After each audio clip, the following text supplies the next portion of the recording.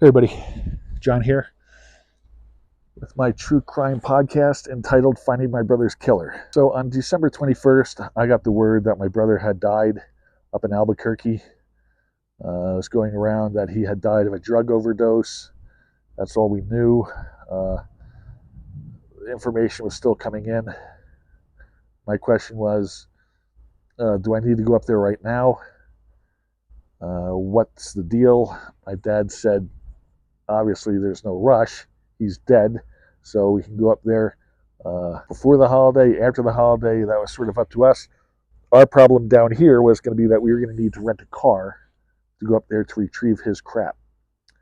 And so we couldn't rent a car until after Christmas. And so what happened was we wound up renting a car for December 28th. And we drove up to Albuquerque and spent the night before in a hotel, and I think we did, doesn't matter, at 9 a.m. we were at the office complex for his apartment building, and asked for the key, and they had to call my parents to get authorization to give me a key, blah, blah, blah, and then we were given a key and went over to his building.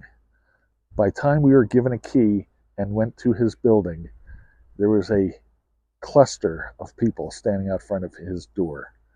Friends, neighbors, cadre. I don't know who they were, really.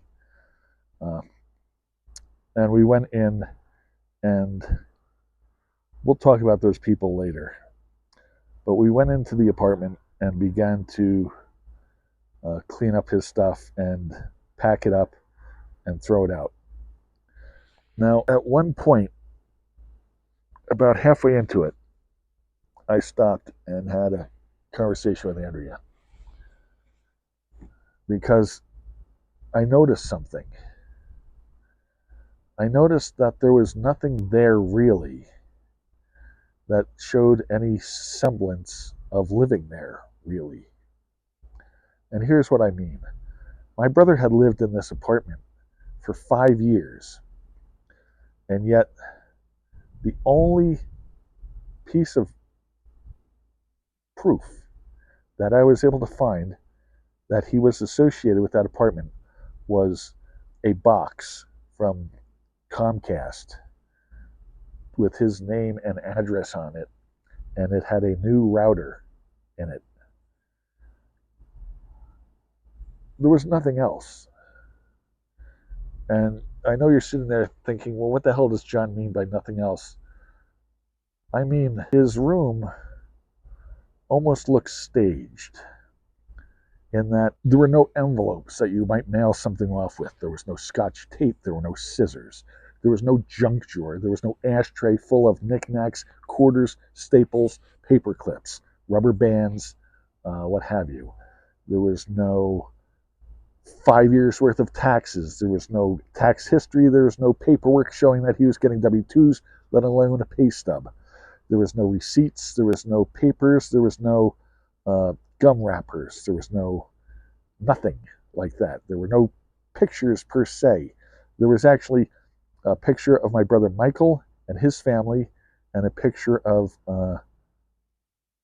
maybe another picture of Michael and his family. Strangely enough, in that scenario, Yali told his friends and neighbors that his father had died and that he only had one brother, a brother who was in the army and living in Italy. Other than that, I and my older brother Bobby did not exist. So going back to it, there was only black work socks. There were no white gym socks. There were no gym shorts. There were no running shoes. There was a soccer ball, but there was no basketball. There was no winter clothing. There was no winter coat. There was no winter hat. There were no winter gloves. It looked very much like he went to work, where he worked as a cook, came home, and changed into his sleeping attire, a pair of Adidas gym shorts and a t-shirt, and that was it. There was no sweatpants. There was no... it was, as I said, it stank of sterility, and it was fishy. It didn't seem like like I said, it seemed staged. Now, I have a background in computers and all of that. So I homed in on the Comcast router that he had received. He already had a Comcast router, and I'll post a picture of it.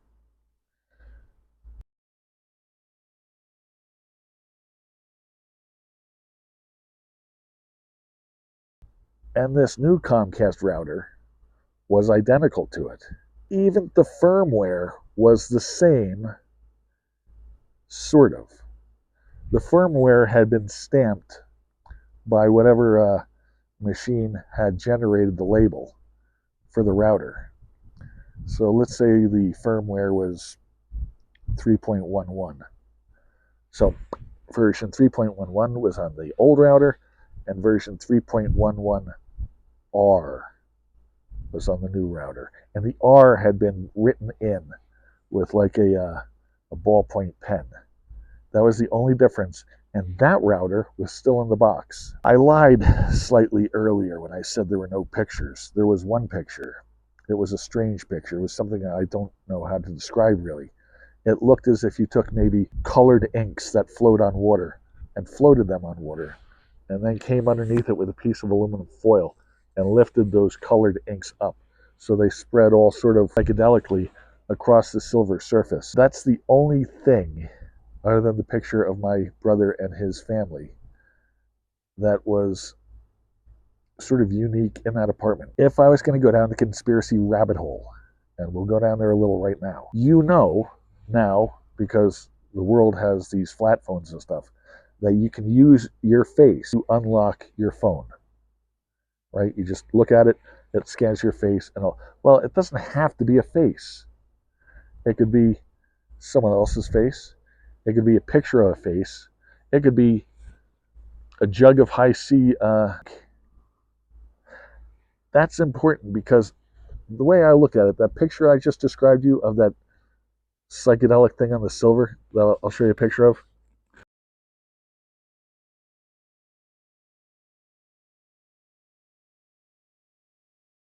I could see that being used as the biometric key to unlock the second router, the new router, the router that had shown up at exactly essentially the same time that my brother's new probation period started.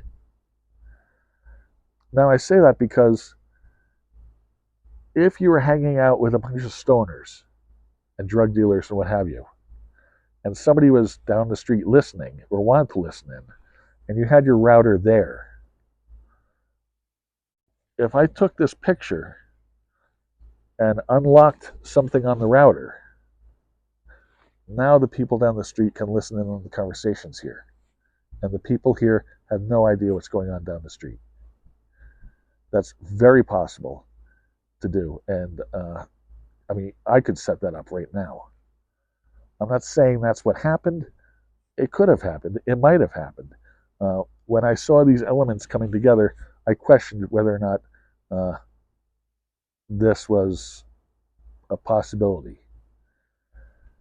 Now, the apartment was, the complex was really rough, and there was some thug who kept walking around looking in at what we were doing, and he was the kind of guy who looks like he would just pop you with his gun like this and maybe run away, maybe walk away. The apartment complex was so rough that I have a carry permit, and I was carrying my pistol, and still I was really nervous about it. So the decision was made that once we left, we weren't going to go back. What we thought the next step was going to be was to retain the services of a private investigator and have them go back. And basically, what my parents wanted to do was just get a feel for the last 12 hours of my brother's life. Was there a big party? Were there a lot of people? Was there something heard, screaming, yelling, laughing? What can the neighbors and friends tell us? So we left Albuquerque and started heading home. with that being the next plan. And along the way, we received a page or a text, I guess, from Yali's girlfriend, apparently, this Desiree Pacheco, the roommate. And we'll discuss that text a little later. But I think next we need to talk about the private investigator and what that turned into. But that'll be next. For now, we're going to end it here, and I'll talk to you later. John out.